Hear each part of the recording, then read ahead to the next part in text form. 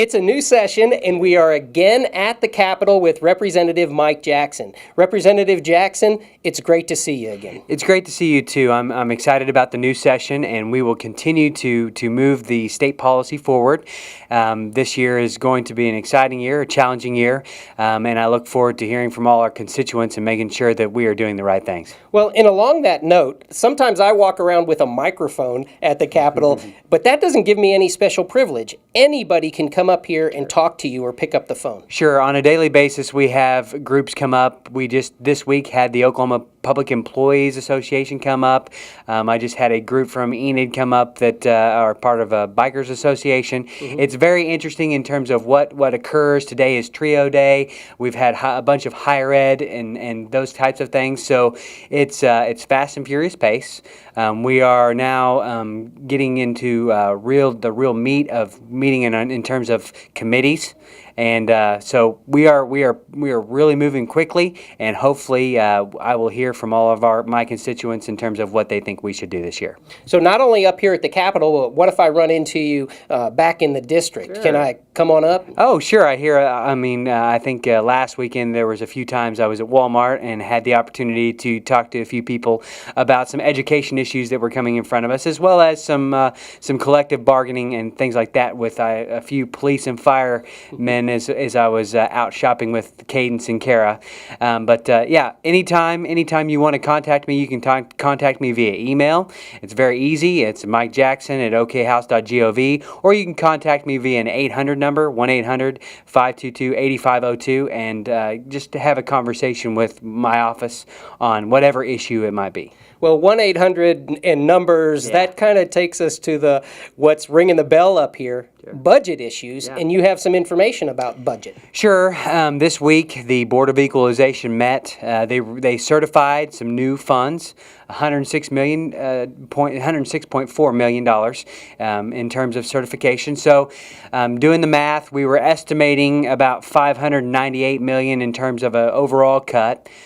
With the new $106 million, you're talking about just under $500 million in terms of a possible cut, which is far better than what we were hearing over the summer, which is a budget hole of about $1.2 billion. And now with the additional income tax that we're seeing, the additional gross production tax, which up around our area, there's a lot of drilling going on. If you go to Grant County or you go up towards Medford, you can see all the activity that takes place.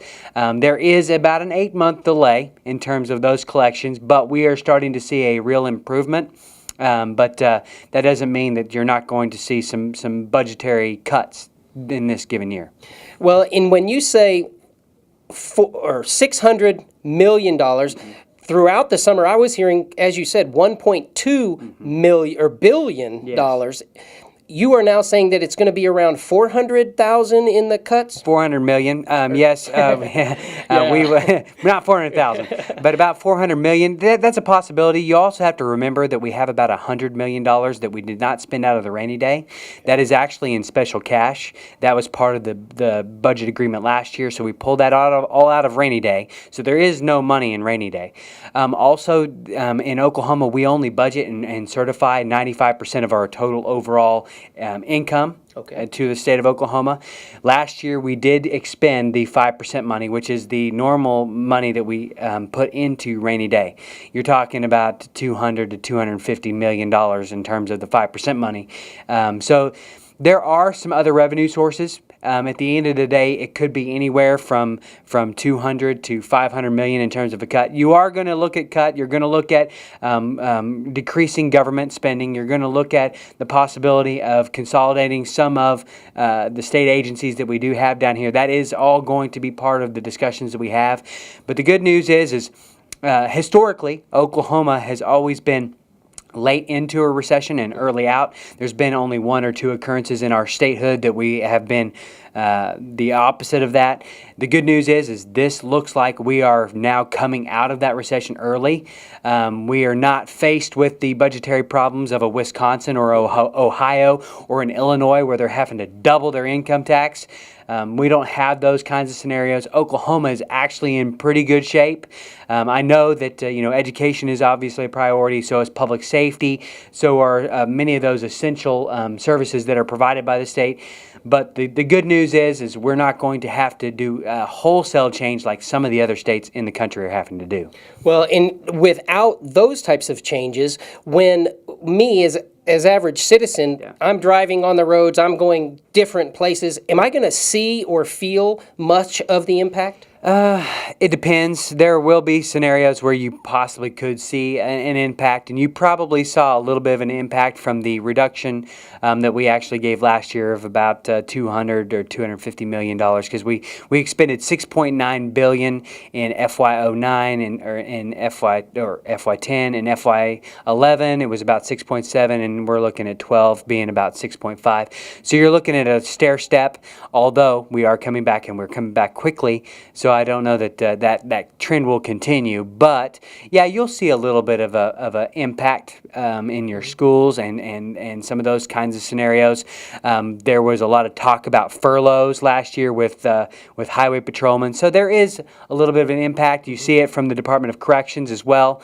But for the most part, $200 million whenever you're talking about other states dealing with, Wisconsin dealing with a $3.6 billion deficit, you won't feel that kind of an impact. Which is great. And to understand the dollars that we're talking about, the overall budget for the state this year is going to be somewhere about around $6.5 billion. That's a good guess. It could be anywhere from, they're going to certify probably 6.2 to 6.3, and then with the other revenues that we have available to actually expend, the overall expenditure, my guess would be around 6.5, but that's only my opinion. So the hesitancy of coming into this session about how bad things were going to be through the first couple of weeks of the session, it's kind of turned a little bit optimistic. It's I don't know that optimistic is the right word, but I think that things are on the upturn. And as we continue to go through session and continue to talk about things, I think that it will be a little bit more upbeat than it was during the summer. Well, Representative Jackson, as always, we appreciate you allowing all of us into your office for these, and we look forward to a great session. I look forward to a good session as well. Thanks, Mike. Thank you.